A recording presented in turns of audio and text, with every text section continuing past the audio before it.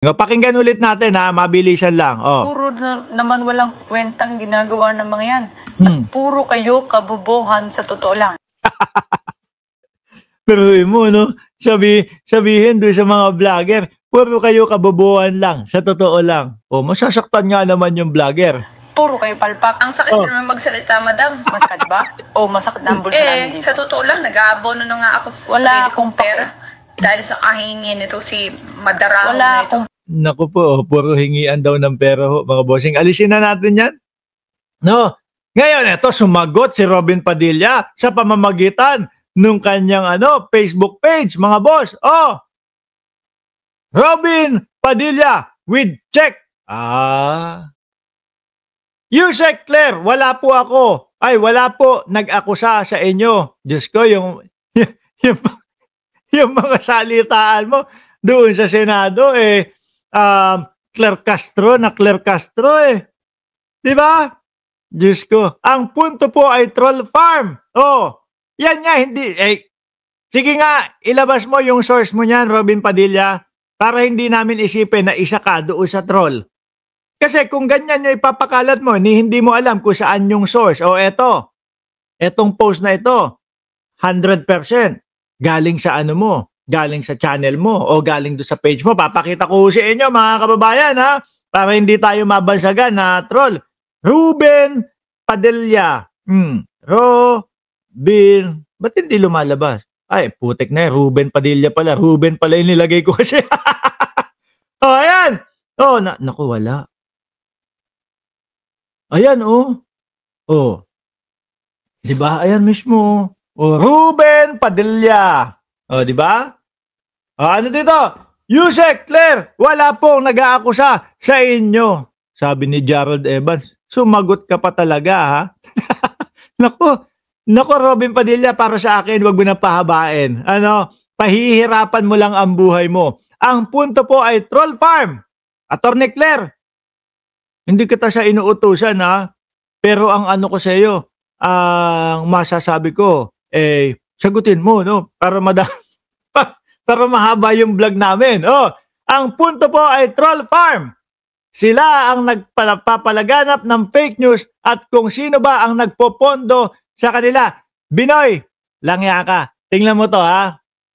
May papakita ko sa iyo kung sino talaga yung mga sinasabihan at nababansagan na fake news, nagpe-fake news. Eto, papakita ko sa inyo. Baka baka may masmasang ka no?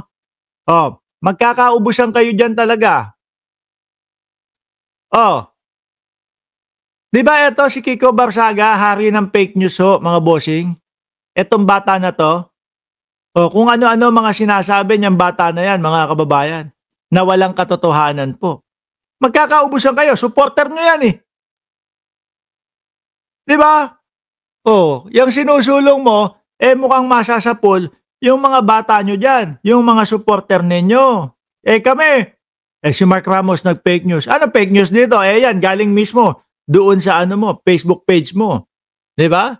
Sila ang nagpapalaganap ng fake news at kung sino ba ang nagpopondo sa kanila. May ponduhan pa, si Nino Barsaga nga, ano sinasabi ni Kap Nino, mga kababayan, naging DDS siya. Meron sa kanila daw, merong bigayan talaga. Ikaw talaga, Robin Padilla. Yung mga vlogger na sumusuporta nga sa inyo, di ba? May pa China pa, may pa picture pa. Kung matandaan nyo, di ba? Kinalat yung mga video, yung mga picture ng mga vloggers na China. Di ba? Ngayon, kaya kung gusto ninyo na mabawasan man lang ang fake news dahil kayo kamo sa administrasyon ay nabibiktima, ay suportahan ng PCO ang Senate Bill number 1490 o Anti-Troll Farm Act of the Philippines. Ako ho, mga kababayan, tingin ko, mas dapat suportahan yung kay Tito Sen. Yung sinasabi niya, anti-fake news ho. Yun yung mas dapat suportahan ho, mga boss Chipamo, sir. Kasi, bakit? Yun dito sinasabi, sabi nga ni Senator, ni Senate President, ang troll is pwedeng pakalat ng good news or pakalat ng bad news. Ganyan. So, hindi mo mawari kung alin dyan yung mali o tama. Pero yung pakalat ng fake news, yun dapat ang masugpo. Di po ba, mga bossing? Yun dapat ho ang masugpo, mga kababayan. Siguro ang himutok na lang nitong si Robin Padilla ho, mga boss, ay yung mga tumatawag sa kanya, ang init, putik na to si Saldi ko. Tigilan nyo na yung kalalabas ng video, Saldi ko ha. Nabubwisit ako sa inyo. Kada makikita kasi natin si Saldi ko na magbibideo, napapasuot tayo nung Amerikana natin eh. O ngayon sabi ni Atty. Claire Castro para kay Saldi ko daw ho. O eto, pakinggan ho natin mga boss. Siguro natapusin na muna Tapusin nyo na. kung siya man po yung nagsasalita. At Ni Zaldico, mas maganda po siguro natapusin na muna kung siya man po yung nagsasalita. Ni Zaldico, ang kanyang mga mensahe, ang kanyang mga... Tapusin mo na yan, Saldi ko ha. Langya ka eh. Kada makikita ko yung video mo, napapasuot ako ng Amerikana, ang init na eh. di umanong mga kwento. Mula video 1, 2, 3 hanggang video 4 and 5. Madaling nag-iba ang kanyang hairstyle. Nakakaantok na nga din yung hinayupak na si Saldi ko eh. Kaya tuwing makikita natin at masasabi natin ang mga Marcoleta, speaking of Marcoleta, hindi kasi sabi ni Richard de la Cruz, ito ang good news, magbibitiw na daw si Marcoleta. Sabi ni bago ka magbitiw, kung totoo man yan, Rodante Marcoleta, bakit hindi kaya magtanong ka muna kay Saldi ko kung ano yung hair grower na gamit? No, hindi, tanong lang. Walang mali siya, 'di ba? inconsistencies, maaaring magbago rin siya ng kwento. So, dapat Uy, may paulit-ulit na kino-comment si Erich Jasmine, Pilipit na ang dila mo. Taragis kayo, dun nga sa mga vlogger nyo, may ngungu pa. Tapos, hindi ko lang ma-pronounce ng maayos yung letrang R, tapos nagagalit kayo. Dun nga, nakikinig kayo dun sa mga sa vlogger nyo. Ming New Home. Hindi. Diba sabi ng vlogger nila,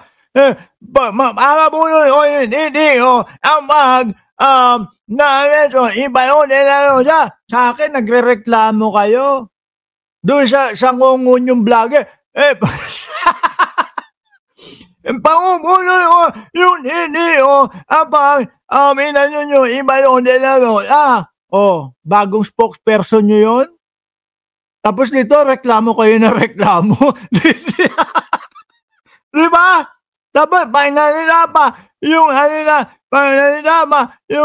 nung na bagay nila, hindi mo alam kung ano yung inaabi. Ibang klase din kasi to si Banat Bay, kahit sino na lang kinukuha. matapos muna lahat ang kanyang mga sinasalaysay dahil sa tuwing mapupunan natin ang kanyang mga inconsistencies, sumasabay po ang kanyang pagbabago ng kwento sa pagbabago ng hairstyle sa video. Correct. At eto pa ho, mga kababayan, ang sabi ng Pangulo. Sino paniniwalaan mo? Si Saldi ko? Na simula't simula pa lang ho, itinuturo na at sinasabi na talagang may kinalaman sa flood control? O ang Pangulo na pilit niyang pinapabagsak upang sa ganon, maligtasan niya o malusutan niya itong kinakaharap niya. Sabi ng Pangulo, nilapitan po kami ng abogado ni Saldi ko at nagtatangkang mag-blackmail. Ito, naku, si Rondain. No, si Rui Rondain, nang ba-blackmail, ako ho, mga kababayan, Pangulo ang paniniwalaan ko dyan. Dahil bakit to? Lalo na dito, sa pag-umpisa ng paghabol doon sa mga korap, si Pangulong Bongbong Marcos naman ho talaga ang nagsimula niyan. Di ba? At hindi po maglalakas na loob na sabihin ng Pangulo yan. No? Nilapitan po kami ng abogado ni Saldi ko at nagtatangkang mag-blackmail na kung hindi po namin kakanselahin ang passport niya, hindi na raw siya maglalabas ng video. Sabi siguro ng Pangulo natin, pakialam namin dyan sa video mo. Hindi na nga pinapanood. Alam nyo, tingnan nyo, si Paulo Saison, kaibigan ko ho yan. Siguro alam niya na Saldi ko yung papakita kong video, ngayon lang lumitaw. Nakita nyo naman nung pinlay natin yung video ni Saldico, nagsialisan, walang naniniwala. Sabi ni Paulo Saison, si Norman Mangusin yata advisor ni Binoy, pinapaniwalaan lahat. Oo, pati yung yung kanta-kanta, natatawa din ako dun. Oh, syempre sino naman ang aamin diyan? Completely untrue daw, sabi ni Rui Rondain. I have not spoken with anyone from the government to negotiate the stoppage of the videos for the passport, as I have always maintained I have no control over the release of the video. Well, aamin ka ba dyan? Di ba?